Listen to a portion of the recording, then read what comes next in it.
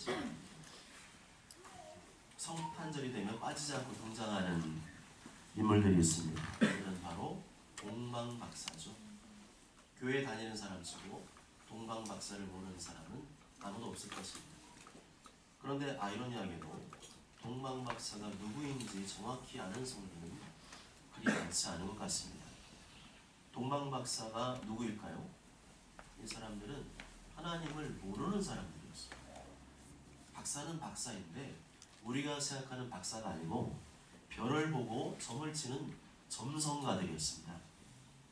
1절 하반절 말씀을 헬라어로 보게 되면 보라, 점성사들이 동방으로부터 예루살렘에 도착하였다라고 되어 있습니다.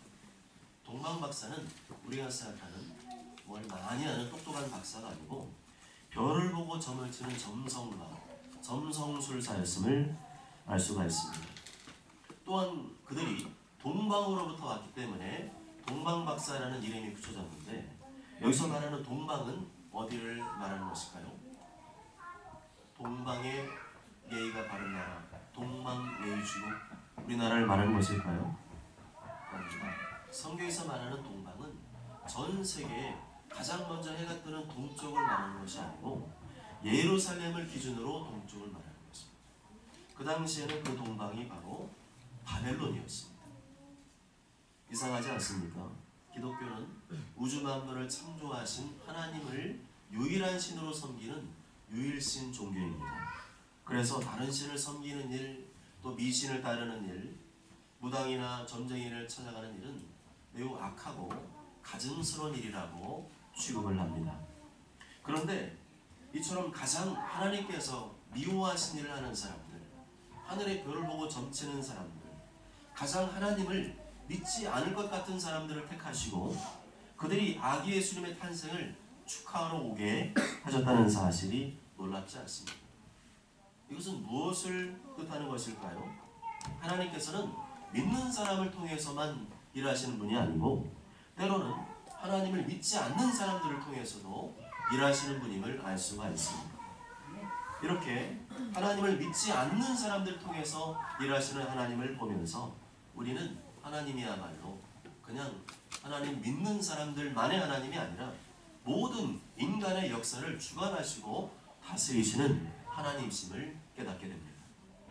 이 동방박사들이 어느 날 전혀 새로운 별을 보게 되었습니다. 한 번도 보지 못한 새로운 별을 보게 되었습니다. 그래서 이 별이 무슨 별이지? 하고 연구를 하다 보니까 이 별은 유대인들이 오래전부터 말해오던 유대인의 왕을 상징하는 메시아의 별이었습니다. 또 한 가지 아이러니한 것은 당시 하나님을 믿는 유대인들은 메시아의 탄생을 이 별을 보고도 전혀 몰랐는데 하나님을 모르는 동방박사들은 그 별을 보고 유대인의 왕, 곧 메시아, 그리스도께서 이 땅에 탄생할 것을 알고 있었습니다. 2절 말씀 다 함께 읽습니다. 시작. 유대인의 왕으로 나신 이가 어디 계시냐? 우리가 동방에서 그의 별을 보고 그에게 경배하러 왔노라 하니. 그들이 예루살렘에 왔던 목적이 무엇이었습니까? 메시아, 그리스도, 아기 예수님께 경배하러 왔습니다. 왜 그들은 자신들이 믿는 신이 아닌 유대인들이 믿는 신을 경배하러 왔을까요? 그들은 단순히 이 땅에 태어나신 아기 예수님을 유대인만의 신이 아니라 모든 인간을 죄에서 구원하기 위해 오신 메시아로 인정했던 것입니다. 아마도 그것은 바벨론 포로로 끌려갔던 많은 유대인들을 통해서 그 별이 무슨 별인지를 알아듣게 되었을 것입니다. 이 소식을 듣고 제일 놀란 사람이 누구였나요? 당시 예루살렘을 다스리고 있던 헤롯 왕이었습니다. 3절 4절 다 함께 읽습니다. 시작. 헤롯 왕과 온 예루살렘이 백성의 서기관들을 모아 그리스도가 어디서 나겠느냐 물으니 아멘. 헤롯 왕은 자기 말고 또 다른 왕이 있다는 얘기를 듣고 굉장히 불쾌했습니다. 나 말고 또 다른 왕이 존재한다고? 그건 있을 수 없는 일이야. 이건 아주 기분 나쁜 일이야. 그래서 그 아기로 태어난 왕을 얼른 죽여야겠다. 그렇게 생각을 했습니다. 16절에 보면 그것이 나와 있는데요. 베들레헴 모든 지경 안에 있는 사내 아이를 박사들에게 자세히 알아본 그때를 기준으로 하여 2살부터 그 아래로 다 죽이니. 좀 전에 읽었던 4절 하반절 말씀을 보면 헤로당은 베들레헴에서 태어날 유대인의 왕은 온 인류의 죄를 대신 해결하실 메시아 그리스도라는 것을 알고 있었습니다.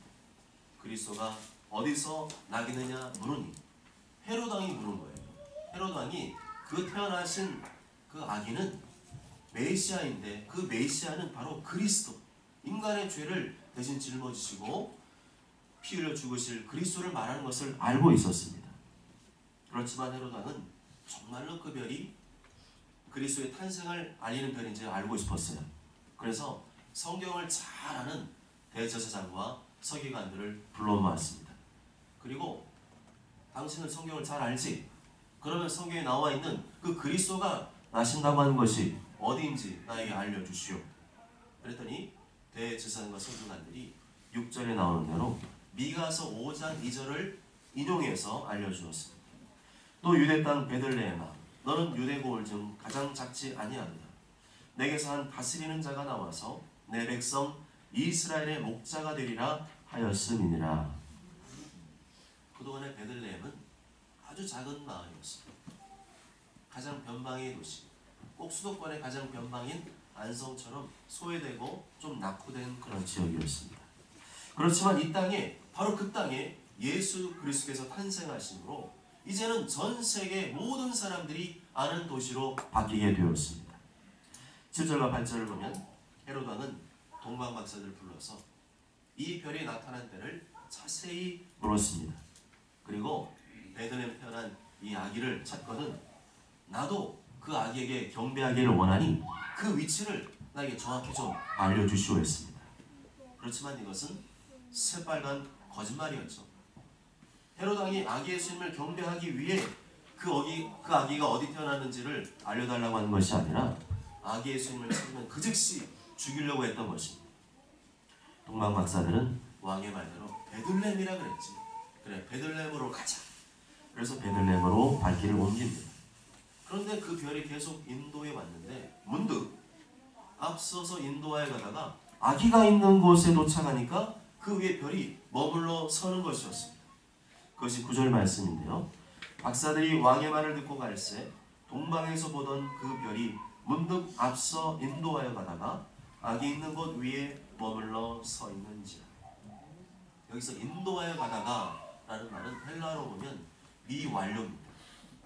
별이 계속해서 동방박사들을 처음부터 여기까지 인도에 왔다는 것입니다. 별이 계속해서 동방박사들을 인도에 왔다는 것은 하나님께서 별을 통해서 그들을 계속 인도에 왔음을 말해주는 것입니다.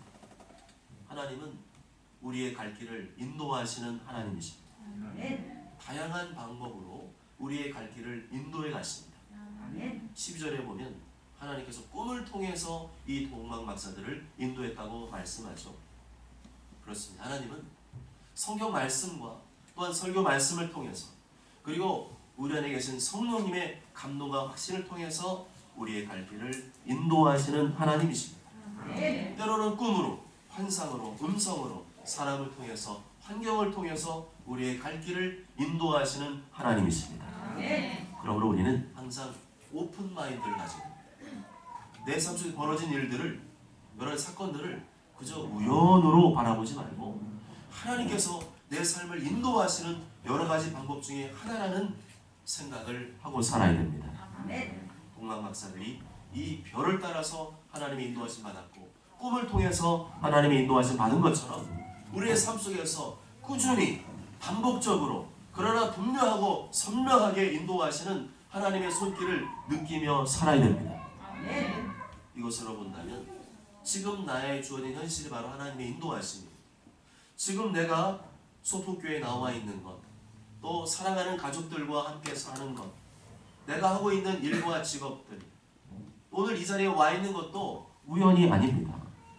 누구를 통해서 왔든지 어떤 방식으로 왔든지 간에 오늘 이 자리로 인도하신 분은 하나님이신 줄 믿습니다.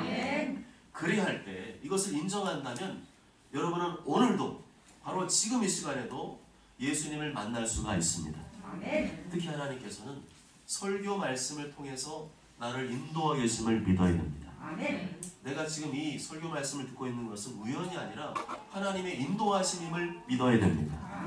그럴 때 여러분은 설교를 듣는 중에 예수님을 만나게 될 것입니다.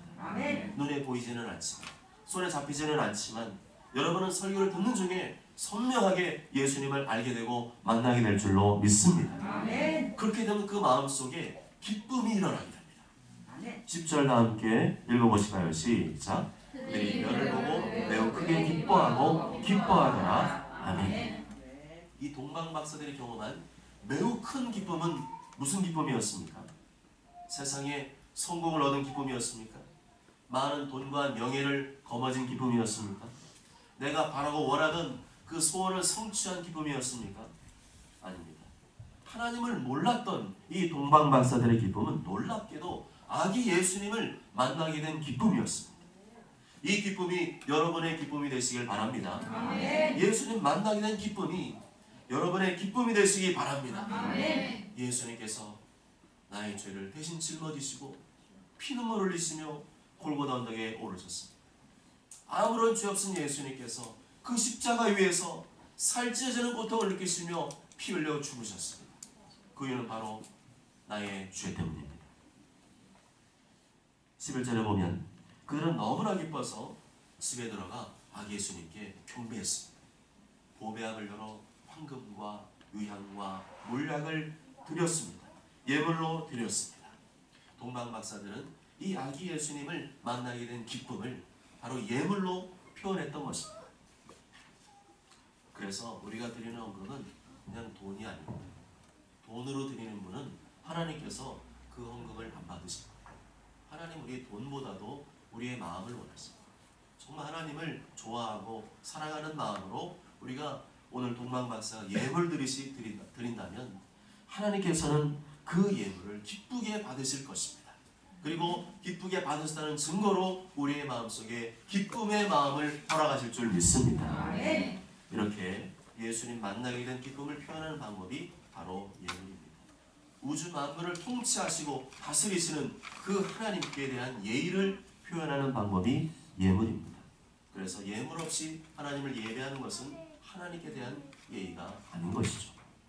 사랑하는 여러분, 여러분들은 오늘 예배를 드리면서 설교 말씀을 들으면서 아기 예수님을 만나셨습니까? 눈으로 보지는 못했지만, 손으로 만져보지는 못했지만 설교 말씀을 들으면서 그 아기 예수님을 만나셨습니까? 오늘 이 말씀은 아기 예수님을 누구로 소개하고 있나요? 유대인의 왕, 그리스도, 메시아로 소개하고 있습니다. 성경이 말하는 그리스도는 어떤 분이실까요? 영광스러운 그리스도가 아니고 고난받는 그리스도이십니다. 나의 죄를 대신 다 뒤집어 쓰시고 십자가에서 피 흘려 죽으시는 그리스도입니다. 예수님은 바로 이 일을 감당하기 위해서 이 땅에 아기의 모습으로 오신 것입니다. 이사 53장 6절에 우리는 다 양 같아서 그릇 행하여 각기 제 길로 갔거늘 여호와께서는 우리 모두의 죄악을 그에게 예수님께 담당시키셨도다. 아멘. 하나님께서 우리 모두 죄악을 예수님께 다 뒤집어 씌우셨습니다. 예수님께서 우리의 죄악의 문제를 해결하시기 위해 십자가에서 속죄의 제물로 피 흘려 죽으셨습니다. 이것을 믿는 자에게는, 이것을 믿기만 하면 누구든지 영생을 주시기로 작정하셨습니다. 하나님이 세상을 이처럼 사랑해서 독생자를 주셨으니 이는 그를 믿는 자마다 멸망하지 않고 영생을 얻게 하려 하십니다. 하나님이 그 아들을 세상에 보내신 것은 세상을 심판하려 하심이 아니요 그로 말미암아 세상이 구원을 받게 하려 하심이라. 아멘. 모쪼록 저런 모두가 세상의 재미와 즐거움을 누리기 위한 성탄절이 아니라 나의 죄를 대신 짊어지시고 피눈물을 흘리시며 십자가에서 죽으시기 위해 이 땅에 오신 아기 예수님의 탄생을 기뻐하는 뜻깊고 의미 있는 성탄절 보내시길 주님의 이름으로 축복합니다. 아멘.